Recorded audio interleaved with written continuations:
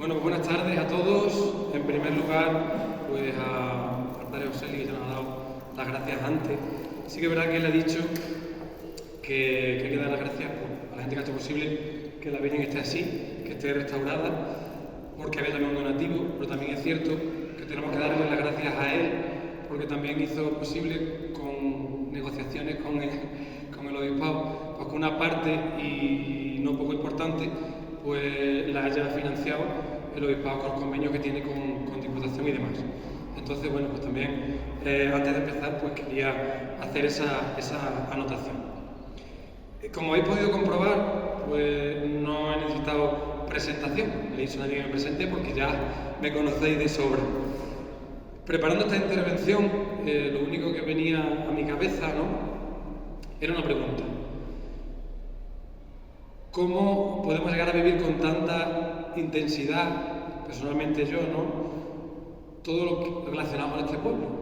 Y en concreto con esta Santa Casa, Un pueblo es un pueblo, como sabéis, con sus cosas malas, con sus cosas buenas, que todos, igual que yo, pues lo habremos experimentado alguna vez en nuestra vida, La crudeza y la rudeza, a veces de la vida de estos pueblos, y otras veces ese aliento y ese ánimo y ese respaldo de tantas personas como sentimos en nuestra vida. Sea como fuere, lo único cierto y verdad es que me obsesiona y me encanta saber de nuestros orígenes. Aprovecho cualquier conversación, cualquier momento, pues para saber algo más de nuestro pueblo, Sobre todo por la historia de, como decía antes, de esta bendita iglesia, de este bendito templo, que al final no deja de ser la historia de todo, la historia del pueblo, porque no se puede desligar, por lo menos desde sus orígenes hasta hoy, la historia civil de la historia religiosa. No pretendo hacer hoy ni una clase magistral de historia, ni mucho menos. Si al final lo que quiero es que de este ratito juntos, pues que conozcáis un poquito más nuestra historia. Más o menos reciente, porque vamos a hablar de los últimos 150, 200 años. Quiero que la conozcáis y capaz de poner en valor, pues, algunas cosas buenas que tenemos en nuestro pueblo. Que parece que no las tenemos, que siempre tenemos cosas malas, pero solo sale en las noticias lo malo, pero también tenemos, gracias a Dios, muchas cosas buenas. Si consigo eso, ya me daré por satisfecho. Sobre todo me daré por satisfecho si consigo transmitir, pues, mi entusiasmo por esta historia, por toda esta historia. Una historia relacionada especialmente, pues, con mujeres de nuestro pueblo, que en muchas ocasiones, no pocas, habéis sido las que habéis guardado y transmitido la cultura y la tradición en nuestro pueblo, Y sobre todo porque estamos hablando de una mujer con mayúsculas, la Virgen, Y una imagen de la Virgen que a lo largo de unos 150 años más o menos ha compartido la historia de nuestro pueblo. Voy a contaros la historia de unas mujeres que comparten fe, que comparten inquietudes, que aman, que cuidan nuestro patrimonio y lo legan a generaciones futuras. Gracias a ellas, nosotros hoy pues podemos seguir viendo y disfrutando esta imagen. Y lo que quiero que conozcamos un poco. A grano, que prometí a mucha gente no hablar demasiado. José Luis decía que iba a ser breve y quiero cumplirlo, o al menos que cuando terminemos podamos tener un pequeño coloquio. Si queréis, podéis hacer una intervención de cosas que conozcáis o preguntas si tenéis y yo pueda o sepa responderlo. De las mujeres de las que hablaba antes, y muchas habéis formado parte de la extinta Asociación de Hijas de María, que es la que quiero presentaros hoy y quiero recordar. Aquellas que llegasteis a conocerla, y voy a intentar poner una foto aquí, una de las primeras imágenes que se conservan de la Inmaculada, que la tenéis aquí, es una de las primeras fotos que yo creo que hay de ella, y está vestida, como podéis ver, más o menos como se ha vuelto a vestir, y tienen el mismo manto, pero sí tienen la misma saya puesta que tiene la Virgen, que ya os contaré un poco sobre ella. Esta asociación nace en torno a esta imagen recién restaurada de la Purísima Concepción. Y esta es la otra parte que quiero que veamos hoy. Será por la que comencemos. Y aunque las dos partes van unidas, la historia de la imagen y la historia de la Asociación de Hijas de María, no entenderíamos una sin la otra, es lógico que comencemos por este proceso de restauración al que se ha sometido la imagen, nuestra titular, y todo lo que de ella se ha descubierto. No seré yo quien lo explique, porque es verdad que hoy no puede estar aquí, porque la distancia también es larga, pero don Martín Zamora, que ha sido el restaurador de la imagen de la Virgen, el que ha intervenido la Virgen, nos va a explicar brevemente en un vídeo que ha tenido a bien mandarme cuál ha sido el proceso, qué es lo que le ha hecho y cómo ha llegado a ponerla pues, como estaría en un origen, ¿no? Él nos explicará brevemente cuál ha sido este proceso, como os decía, y yo terminaré hilando esta historia con la historia de las hijas de María, para que al finalizar, como decía al principio, si os parece bien, pues tengamos un pequeño coloquio, un ratito de preguntas de todo aquello que queráis preguntar. Pues sin más, comienzo con este vídeo que, como digo, mandaba el restaurador. Buenas tardes, soy Martín Zamora, el conservador restaurador que ha tenido el privilegio de intervenir la imagen de la Purísima Concepción de Higuera de Vargas. Y aunque ya tuve el honor de conoceros a muchos de vosotros en la presentación de la Virgen en la capilla de la Universidad de Sevilla, me hubiese encantado estar aquí con vosotros, pero ha sido imposible, por lo que os dejo este vídeo explicativo de la intervención.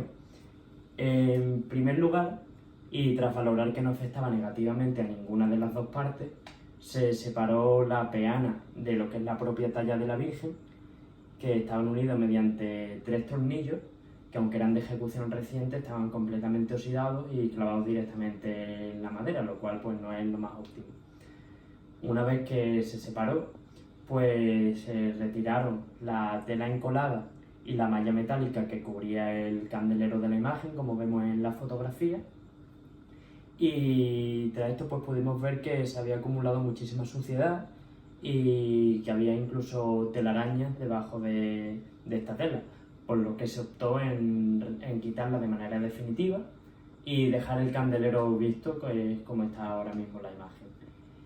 Una vez hecho esto, pues pasamos a la parte más importante de esta intervención de conservación, que era la fijación de la policromía, ya que el principal problema que presentaba la imagen era la falta de adhesión de la capa pictórica al soporte de madera, lo que había hecho que hubiese partes que estuviesen completamente levantadas y otras como la punta de la nariz o la barbilla, que son las que podemos ver más significativamente, pues se hubiese perdido por completo partes de ella. Para esto se hizo un exhaustivo trabajo de fijación a base de coleta y calor, que ha permitido pues, que ahora mismo la policromía esté completamente segura y sin peligros de pérdida.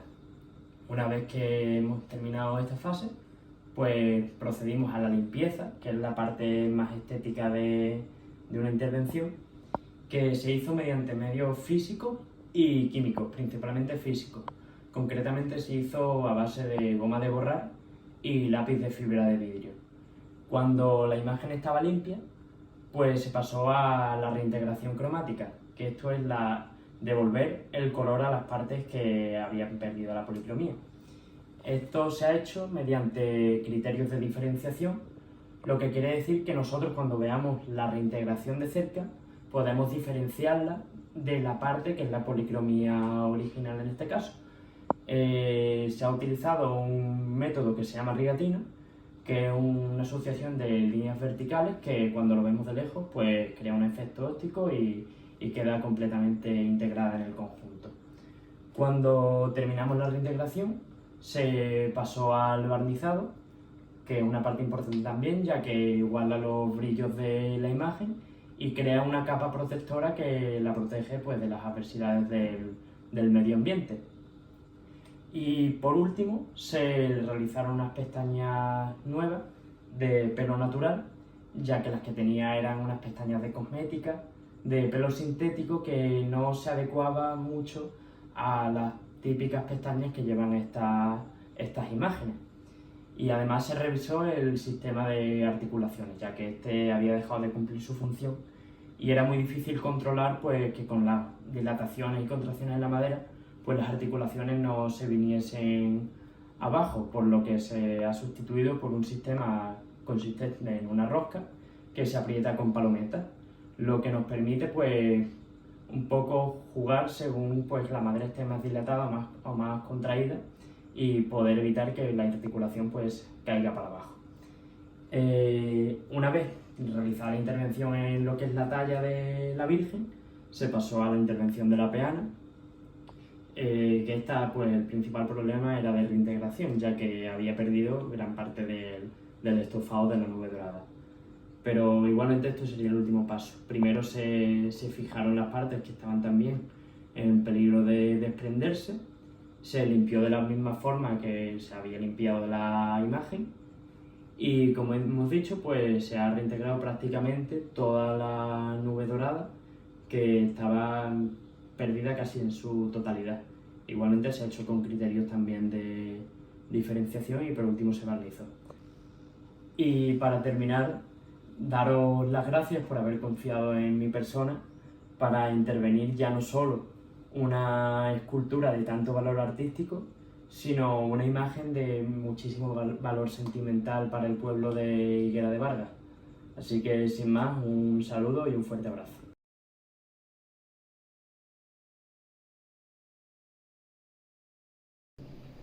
Bueno, habéis visto, ¿no? El antes y el después, ahí lo tenéis.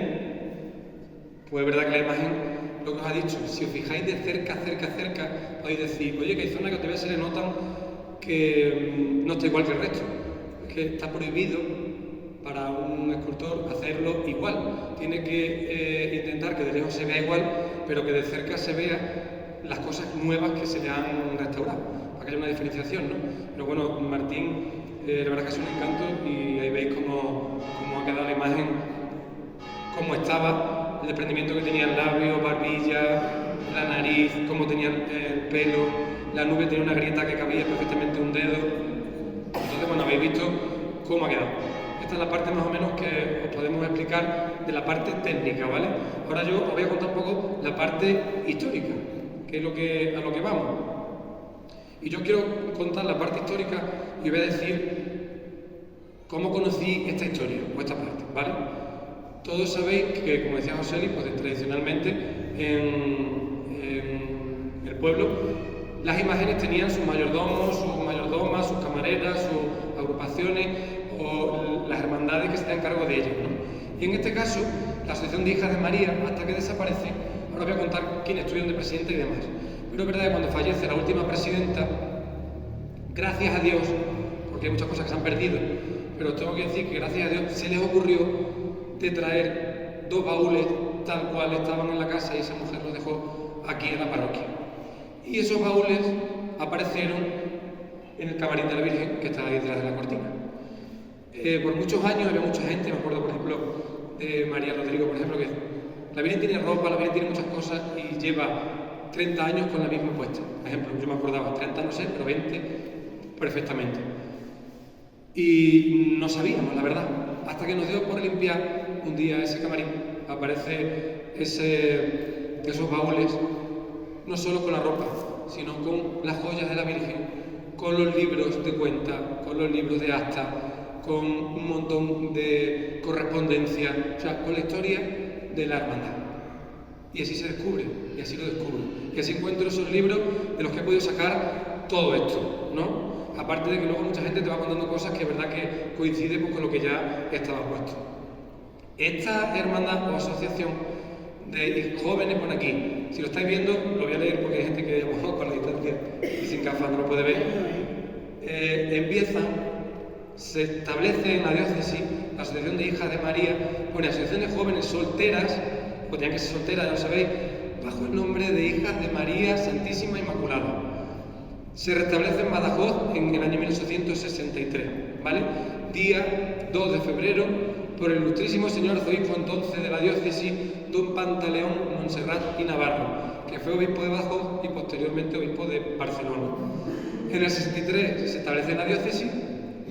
Unos años posterior, más o menos el mismo, pero el mismo año, pero el 15 de agosto se establece aquí en el pueblo, empieza a funcionar aquí en el pueblo, ¿vale? Y los estatutos, como os digo, pues que ponían qué objetos de culto tenían, era María Inmaculada, requisito ser soltera, tener una conducta cristiana. La composición era por coros, eran coros de 30 personas o 30 asociadas, y había normalmente una directora, un director espiritual, que era el párroco normalmente, una presidenta, el director espiritual, la presidenta, la secretaria, la tesorera y 6 consejeros. Se reunían una vez al mes, esos coros que eran de 30 se hacían 3 secciones de 10, cada uno con una jefa, se reunían una vez al mes, tenían por obligación visitar por lo menos una vez al mes a la Santísima Virgen, donde tuviera una imagen de la Inmaculada, si no pudiera ser, pues en su casa, comulgar y confesar al menos una vez al mes, asistir a los ejercicios religiosos que así estableciera el director espiritual, pureza de lenguaje, control de los sentidos, como hablaba hoy precisamente en el Evangelio, rezar 3 Ave María al día y un Gloria al Padre, y por supuesto la misa por los difuntos en el altar de la Virgen, siempre que una hermana, una asociada, que aunque fueran jóvenes y solteras, pues también a veces ocurría, pues tenía que celebrar. No había cuotas obligatorias, sino había cuotas voluntarias, la gente que quería poner y cada uno lo ponía lo que podía, porque todo el mundo no podía lo mismo en aquella época, pues igual que ahora, ¿no? Y había una patente que se entregaba a cada hija. Aquí tenéis a vuestra derecha la patente que se le entregaba a cada asociada, y en esa patente ponía lo que tenía que hacer y los requisitos. En esa patente que teníais ahí ingresó el 1 de noviembre de 1863 la primera, que fue doña Amalia Báez, que fue la primera presidenta que tuvo esta asociación. Ahí la tenéis, y esa es la patente que se entregaba a cada hija, ¿vale? Vamos a quedarlo un poco. Se nutría de pechas, de cuotas, como decía, de donativos particulares. En el libro encuentro cosas curiosas que muchos os sonarán, a los más jóvenes no tanto, pero por ejemplo, pues la donación de 10 fanegas de trigo. Esas fanegas de trigo o aceite, por ejemplo, también donaba la gente. Se vendían para costear pues, las fiestas de la Virgen. Y era lo que había. O sea, la Virgen compraba un terreno que decía una persona, yo dono 10 fanegas de trigo, esas 10 fanegas de trigo se compraban luego en cera para las fiestas, se le vendían a las personas, ¿vale? Esta asociación empieza del 67 al 69 a funcionar, ponen los libros, ¿vale? Se organiza. Y en el 1866, la asociación, el director espiritual, con la directora entonces, encargan a este hombre que veis ahí, a don Gabriel de Astorga y Miranda, esta imagen. 1866, ¿vale? Pero no solamente aparece eso, que en esos años hay un vacío, porque, claro, son cosas que no empezaron con el libro de cuentas. En cuanto empieza el libro de cuentas, llevan al más mínimo detalle todo lo que tiene la Virgen y todo lo que hay a veces incluso en la parroquia. Yo voy a contar cosas, por ejemplo, de cuánto costaron y cómo se hicieron. En 1869 más o menos se realiza el nicho de la Virgen. Ese nicho que está ahí no estaba hecho. Hay una Virgen anterior, porque hasta 1722 la que era la titular de la parroquia era la Virgen de la Asunción, que está ahí chiquitita atrás y antigua. Pero a partir de 1722 esta parroquia empieza a llamarse de la Purísima Concepción, pero seguía teniendo esa imagen chiquitita. Y en 1833 más o menos viene un obispo en visita pastoral y dice: esa imagen que tenéis tan pequeña no es digna para estar en el altar, hay que hacer una imagen nueva.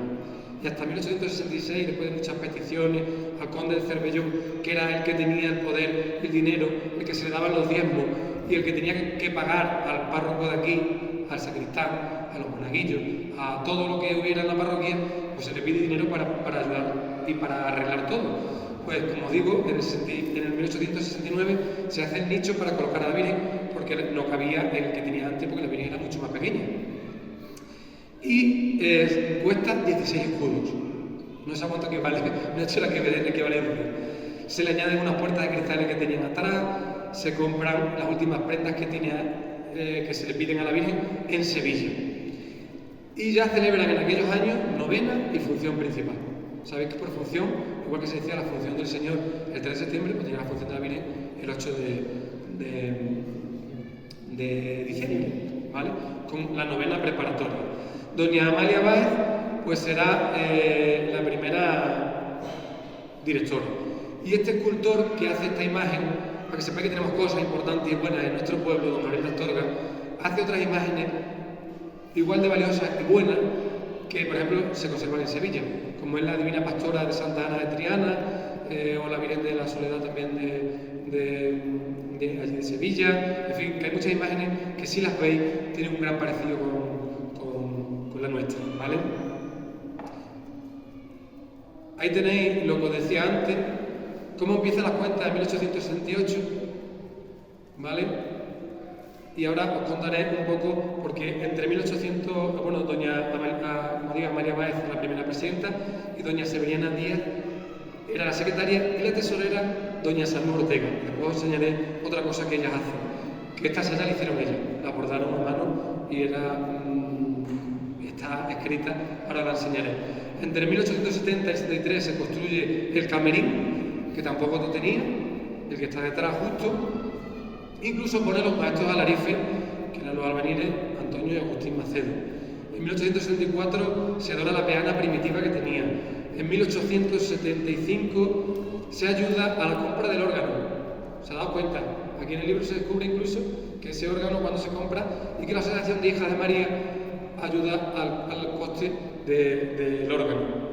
Se compran unas andas para la Virgen, que yo esas andas las he conocido. Estaban en el patio tiradas.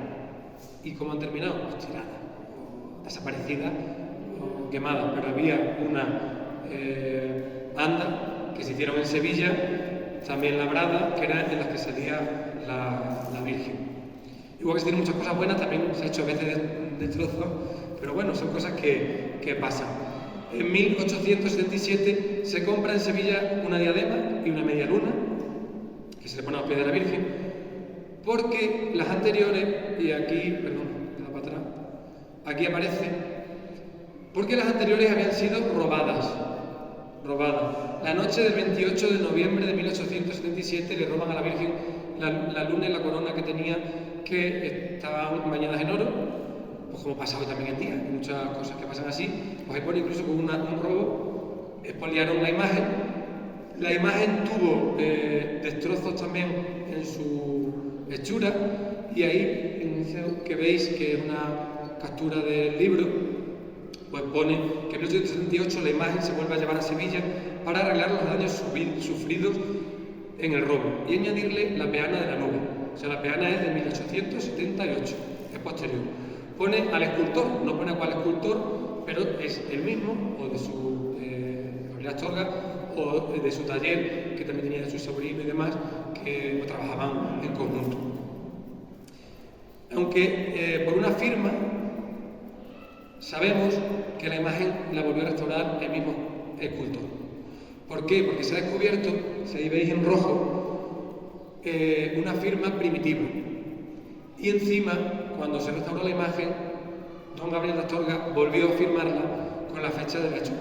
Pero se ha descubierto en la restauración la firma primitiva, con la misma letra y todo, pero no ha querido sacarla del todo, porque para sacarla del todo tenía que borrar la última y tenía miedo de que la perdieran, ¿no?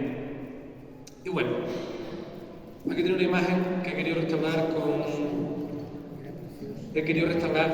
con la inteligencia artificial ahora, más o menos como era el retablo dorado, donde estaba la Virgen, el nicho que se le hizo y las muchas cosas que tenía que aparecen aquí. Un vestido de lentejuela que tiene la Virgen, unos candelabros dorados que estéis ahí, que costaron 640 reales en 1879. Se compran 2 arañas de cristal, más una lámpara más en 1902, que es esa que está ahí, colocada en la capilla mayor, por 600 reales. Y también un estandarte, por ejemplo, que tiene la Virgen, que se conserva todavía, que se llevaba, sabéis que antiguamente se sacaban los estandartes a muchos entierros. Se sacaban los entierros, la acompañaban a los difuntos, si eran hijas de María todavía más, la gente daba un donativo, lo que pudiera, buenamente, por llevar ese estandarte. Y yo he leído no sé si aquí en el pueblo se hacía, pero que sí en algunos sitios, incluso las hijas de María, pues cuando se hacía la fiesta, vestían a unos angelitos, que aquí también lo pone, con unas cintas, sujetaban esa cinta. Bueno, pues hay una cinta también que se le ponían en la caja, en el ataúd de las hermanas difuntas, como que eran o habían sido asociadas, ¿no? Habían sido asociadas. En 1905, fijaos, sabemos incluso que viene la luz eléctrica aquí en la parroquia, porque las hijas de María pagan la luz eléctrica ya en la novena y pagan la instalación.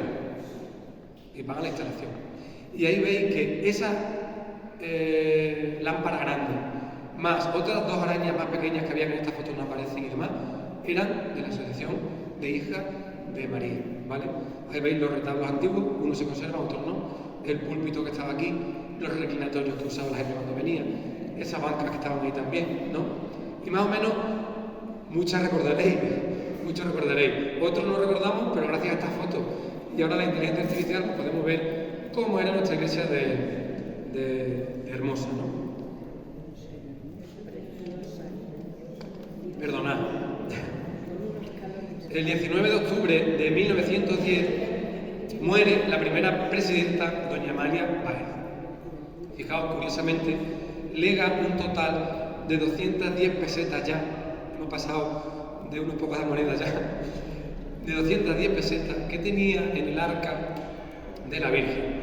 Y ponía que era de suponer, porque las cuentas finales no había nada, cuando ella muere, las cuentas de final de un año no había nada, que era de suponer que ella deja en esa caja como donación a la asociación.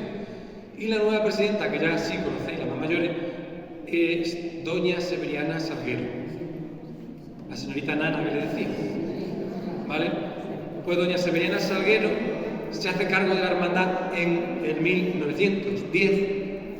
Luego vais a ver que casi hasta el final, 1969 más o menos. Y como tesorera, otra Severiana de Tejas, doña Severiana Olea. Pues aparecen hasta la casulla celeste que se conserva de guitarra que compra la hermandad en 1925, la sotana de los monaguillos, un paño comulgatorio que hay celeste de damasco con oro que también lo conservamos, a ver si hacemos una exposición y podéis ver todas esas cosas. Y me resulta muy curioso que, por ejemplo, la presidenta pues aparece que cuando el padre muere en su testamento encarga que dieran, fijaos, 2 fanegas de garbanzo. Lega en su testamento en 1928 que leguen 2 fanegas de garbanzo y pone que esas 2 fanegas de garbanzo pues se emplean para comprar cera para la novena por 100 pesetas, que costaron la cera que gastaba el altar de la Virgen, por ejemplo, ¿no? Los vestidos de los angelitos que decía antes. Y claro, yo hablando con gente, me decía, por ejemplo, Pepa Meriño, que todavía vive, que tiene 100 o 101 años, y Flora Vera, que era de la misma edad, por ejemplo, pues contando historias a veces, claro, digo, los angelitos, ¿cierto? Hicieron el traje a las 2 para vestirse de ángeles un año cuando les tocó. Un angelito era azul, otro angelito era rosa, ¿no? Y a las cantoras del coro se les pagaba o se les regalaban rosarios o caramelos por cantar en las novenas de la Virgen, ¿no? En 1938 se dona un estandarte valorado en 300 pesetas entonces, que era bastante dinero. Y en el 1940 no se pueden celebrar las novenas porque la parroquia estaba en mal estado. Ahí siempre ha habido épocas buenas y épocas malas. En 1940 no se puede celebrar esa novena, esa fiesta de la Virgen. Gracias a este libro de firmas, pues voy a hacer una correlación de los sacerdotes que incluso tenían coautores, ahora ya no, desgraciadamente estamos escasos, pero entonces muchos tenían coautores y estoy viendo por las firmas que tiene la asociación, pues desde 1871 todos los párrocos que han pasado por esta parroquia. Pues José Gutiérrez Suárez del 71 al 1882, Francisco José Sancho, Antonio Suárez, que era coautor de Francisco José Sancho, don Aquilino Díaz, don Jesús Arquero, don Amalio Velarde Carrasco, don Santiago Fernández, don Juan Francisco Ramos Boza, que era coautor en 1923, y que si veis en las placas estas que están aquí puestas, fue el que bendijo los retablos que se hicieron en aquella época. Don Rafael Valencia del 33 al 30, bueno, vais a ver ahí que del 30 en la época de la guerra, pues hay varios sacerdotes en poco tiempo, ¿no? Las circunstancias eran complicadas, ¿no? Entonces tenéis desde el 33 hasta el 41, una época difícil, hay 3 sacerdotes, Rafael Valencia, León Francisco Vaca, Felipe Herrera, hasta que llega don Manuel Meléndez Pérez en 1941. Y desde 1941 a 1966 está don Manuel Meléndez Pérez en esta parroquia. Y por último, el último que firma es don Antonio Fuentes en 1966, ¿vale? Porque el 69 más o menos desaparece. En esta época ya aparecen gente que conoceréis mucho de los más mayores, porque aparecen pagos a electricistas como Serafín, pone pagos a Serafín y electricistas en 1957, o a Manolo de Hidalgo, ¿no? Y son datos que al final ya gente que podéis conocer o habéis conocido, ¿no? En 1957, esto ha desaparecido, como otras muchas cosas, se pone a los pies de la Virgen un fanal, ¿sabéis? Una vitrina de cristal con un solideo del Papa Pío XII. De la presidenta va en peregrinación a Roma y se trae ese solideo y lo pone a los pies de la Virgen. No sé dónde está ese solideo. Desapareció, sí se lo quedaron la familia y tal, pero sí se queda aquí expuesto, ¿vale? Ya en 1961, pues se nombra presidenta honoraria a Su Alteza Real, voy a leerlo tal cual, se nombra presidenta honoraria a Su Alteza Real la Serenísima Señora Infanta Doña Pilar de Borbón y Borbón, que ya así la hemos conocido la mayoría de los que estamos aquí, ¿no? Para celebrar el primer centenario de la asociación. Aquí tenéis Doña Pilar de Borbón, que la nombra presidenta honoraria, estaban todavía en el exilio, no estaban aquí en España. Y bueno, aquí tenéis, y me ha gustado traer el acta porque ya firma como secretaria otra persona que conocéis, muchas de vosotras, porque fue maestra vuestra, doña Ramona Guarino, señorita Ramona Guarino. Si veis la firma aquí a la derecha, ya está ella de secretaria. Sigue siendo la presidenta Severiana Salguero y el párroco Manuel Meléndez Pérez, ¿vale? En el 1967, la infanta se casa. Sabéis que en el momento que se casa, una persona que se casaba ya dejaba de ser hija de María. En otros pueblos sí se hacía, aquí no lo sé, si seguiría al principio, cuando una hija de María se casaba, venía con la medalla celeste que hoy trae en carne y la traía puesta en la boda, en la celebración, se la quitaba y se lo ponían o bien al estandarte de la Virgen o a los pies de la Virgen, porque ya no podía pertenecer a la asociación. Y eso es un dato. Entonces, en 1967 ya se casa la infanta Pilar y las hijas de María tienen a bien mandarle donde se casan, porque como digo, estaba en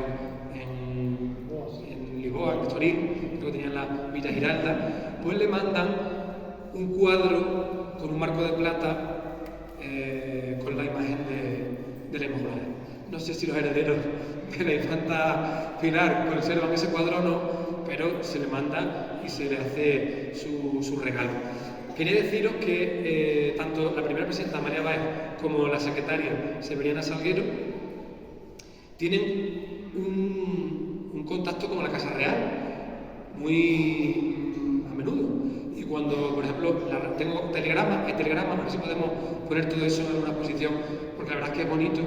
Hay telegramas a la reina María Cristina por el nacimiento de su hijo, al rey Alfonso, creo que 12 o 13 ya, y aquí tenéis un telegrama que iban a Barcarrota a mandarlo, porque aquí no sé si lo pondrían, pero pone que desde Barcarrota, que tenemos aquí hoy también un amigo de Barcarrota que ha venido a verlo.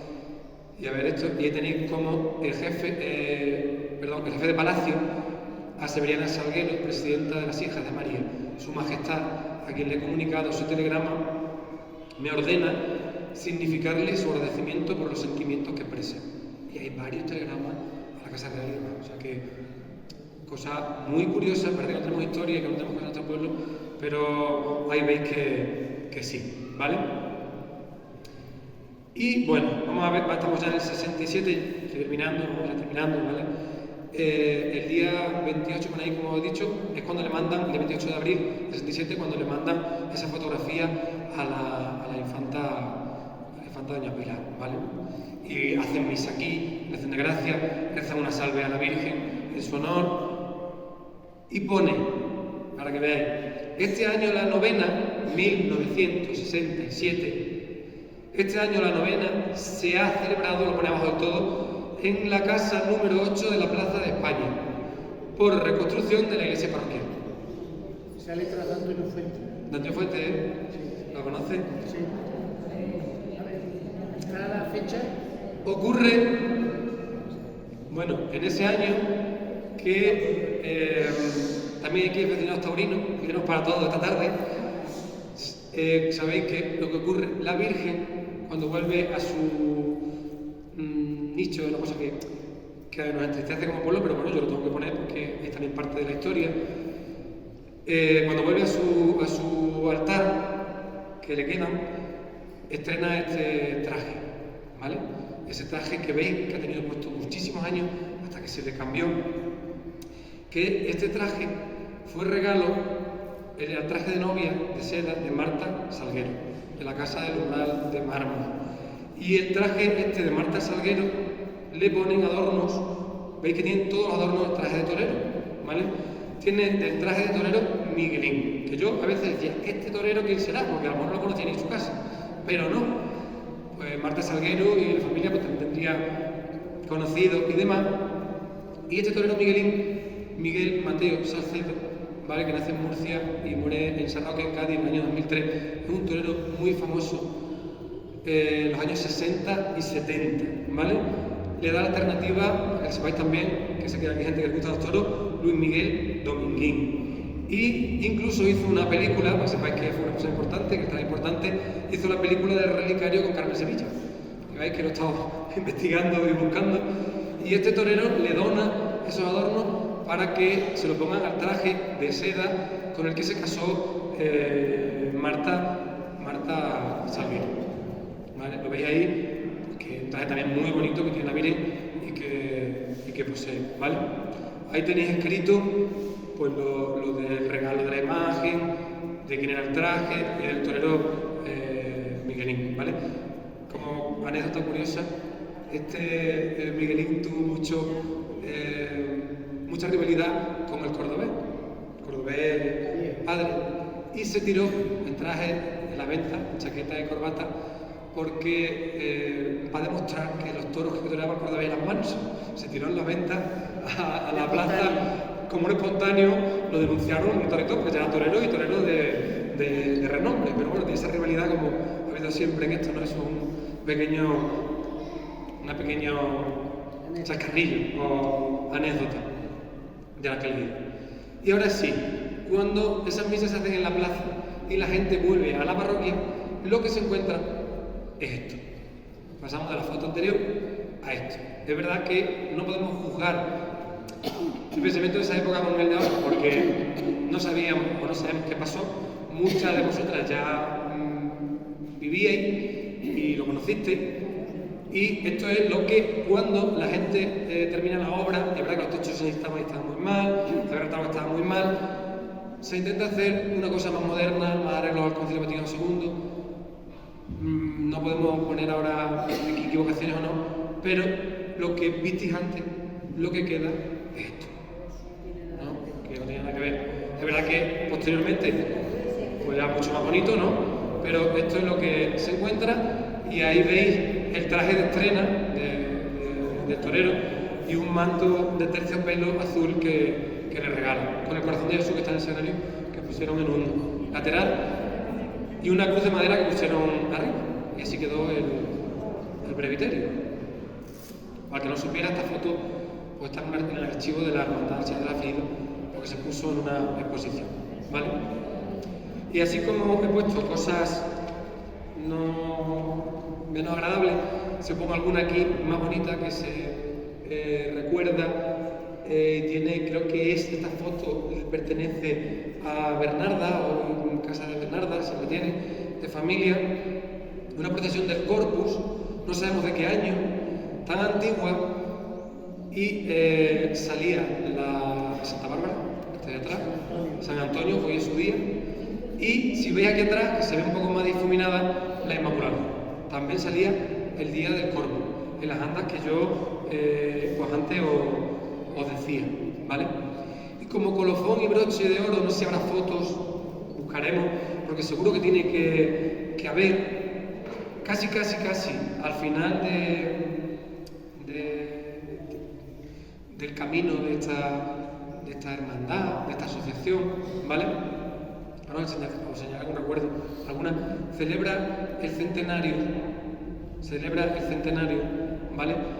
Y ese centenario lo celebra primero con obras de caridad, que lo pone ahí, regalan 60 mantas a pobres que había en aquellos entonces en el pueblo, regalan comida a 40 niñas que en aquellos entonces, como sabéis, había muchas necesidades y también le dan, sobre todo el broche que hacen, que es que un 15 de agosto,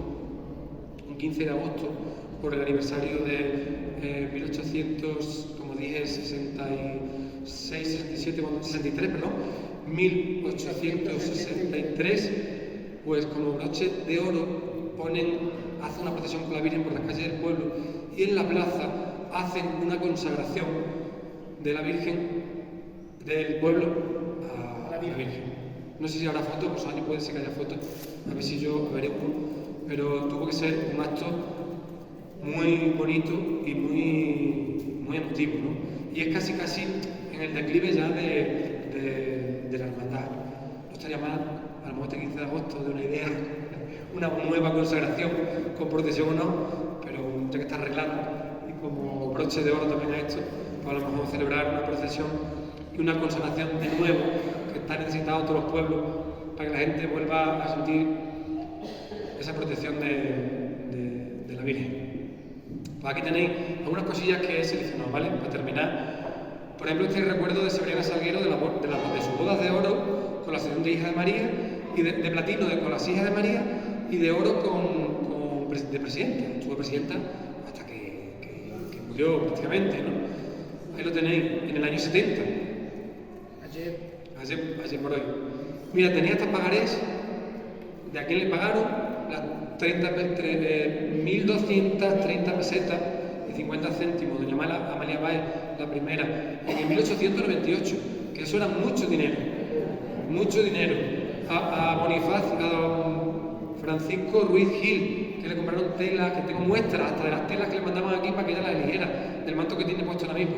O sea, es que hay cosas delicadísimas y hermosas, que es verdad que a veces podemos hacer una exposición, incluso a veces en algún momento podemos tener algún local cedido por el ayuntamiento o de la parroquia o de alguien que pudiera ponerse un museo, que esto es digno de tenerlo. Mirad, aquí tenéis dos pulseras, son preciosas, que tiene la Virgen, que no las tiene puestas, porque como estaba abajo me da un poco de miedo y de respeto, pero son dos pulseras donadas, no sé por qué marquesa, pero son donadas por familias que entonces tenían dinero. Otro juego de pendiente y un broche que tiene a juego con esos pendientes que tiene puesto ahora mismo, que son, la verdad, auténticas joyas que tiene puesta la Virgen siempre y que se han conservado gracias a Dios. Aquí tenéis el manto que os digo, que incluso hay muestra, una toquilla que ya no se suele usar porque es muy corta, una toquilla bordada, que también lo pone incluso cuando se compró, o sea que todo tiene su fecha. La toquilla que tiene puesta ahora mismo, que la he intentado arreglar porque tenía un agujero grande donde se pone las tuercas de la corona. Fijaos qué puntilla tiene tan preciosa. Y este traje que tiene puesto ahora mismo, en la saya, pues tiene puesto Ave María, roga por nosotros. Tiene puesto costeado por la Asociación de Hijas de María, siendo presidenta la señorita doña Amalia Báez, dirigido por doña Salva Ortega, que viste que era secretaria antes, y bordada por la misma, y por la señorita doña Dolores González, Higuera de Vargas, 28 de agosto de 1875, siendo cura don Francisco, no me acuerdo el nombre porque no se ve bien ahí, pero lo puse, vamos que lo he puesto antes también, don Francisco José Sancho.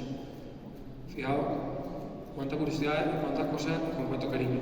Aquí tiene una imagen en Sevilla, en la capilla de los estudiantes, de la Virgen, hecha por Gabriel de Astorga, con la imagen detrás de la Virgen de la Angustia, de la Hermandad de los Estudiantes, hecha por el padre de Gabriel de Astorga, que era don Juan de Astorga.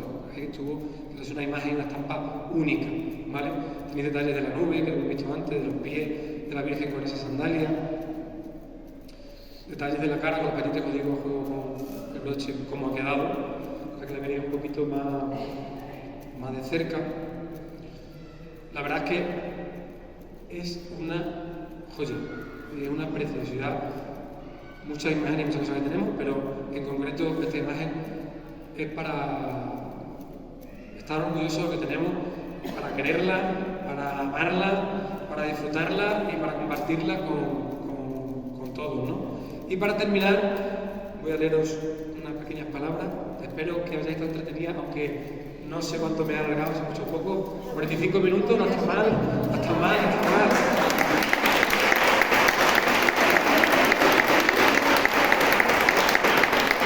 Eran muchas cosas.